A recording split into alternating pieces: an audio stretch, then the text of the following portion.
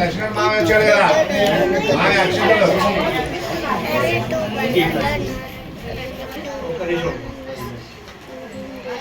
ఎందుకు రెడ్డిది పెట్టావు? ఎందుకు రెడ్డిది పెట్టావు? మా మామయ్యకి ముగ్గురు అక్క చెల్లెళ్ళు, మా అమ్మ చిన్న చెల్లెలు, ఇద్దరు అక్కయ్యలు, ముగ్గురు అక్కయ్యలు ఉన్నారు. మా మామయ్య చిన్న తమ్ముడు, ఉన్నవాళ్ళు చిన్నవాడు మామయ్య. అందరు అక్కయ్యని మంచిగా చూసుకునేవాడు. వాళ్ళకి అట్లాగే పనులు ఉన్న దాంట్లో మంత్రాలు వచ్చినా రాకపోయినా సరే చివరి వరకు కూడా నా మామ కష్టపడ్డాడు. చివరి వరకు కూడా నేను అర్ధరాత్రులు లేదు, అపరాత్రులు లేదు, వర్షాకాలం లేదు, ఎండాకాలం లేదు, లేదు. ఎప్పుడు నా మామయ్య పనిచేశాడు. పిల్లల్ని వృద్ధిలో తెచ్చుకున్నాడు, చదివించుకున్నాడు. వాళ్ళకు ఉన్న జ్ఞానంతా వాళ్ళ పెద్దవాళ్ళు అయ్యి వాళ్ళ కుటుంబాన్ని చక్కగా తీర్చిదిద్దుకుంటున్నారు. ఎవరి కుటుంబాన్ని వాళ్ళు. పిల్లలు కూడా చాలా చాలా మంచి బిడ్డలు పుట్టారు. వచ్చిన కోడళ్ళు కూడా మంచివాళ్ళు, మనవాళ్ళ భార్యలు మనవరాళ్ళు కూడా మంచివాళ్ళు.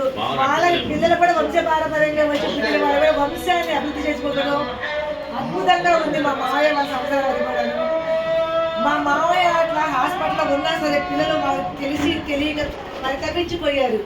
కానీ ఎప్పుడు ఇలా అయితే చూడలేదు నా మేనమావ కొడుకులు. ఇదే ఫస్ట్ టైం. ఎప్పుడు చూడలేదు మా మేనమావ కొడుకులు. వాళ్ళకి తెలియలే కానీ మా మామయ్యని చూసుకున్నారు. దాంట్లో వాళ్ళు బ్రహ్మాండంగా పంపించుకున్న తర్వాత చివరికి మా మామయ్య దక్కలేకపోయాడు. వాళ్ళకి తెలియదు, చిన్నపిల్లలు అంతే.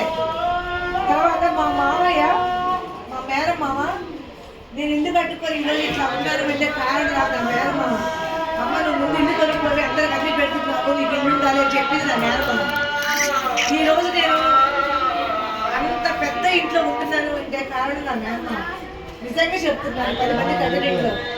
అది నేను ప్రతి ఒక్కరికి చెప్పుకుంటాను. నా మేనమామ నాకు ఇల్లు తీసుకోమని చెప్పారు. అట్లా నాకు ఎవరు చెప్పరా, అలా చేశాడు నా మేనమామ. ఇప్పుడు మా మేనమామ ఫంక్షన్ చక్కగా ఒక పెళ్లిలాగా జరిగింది. ఒక ఈ కార్యక్రమం లాగా జరగాలి అసలు. నిజంగా బంధువులు అందరూ అయిన వాళ్ళందరూ వచ్చారు. చాలా సంతోషంగా జరిగింది.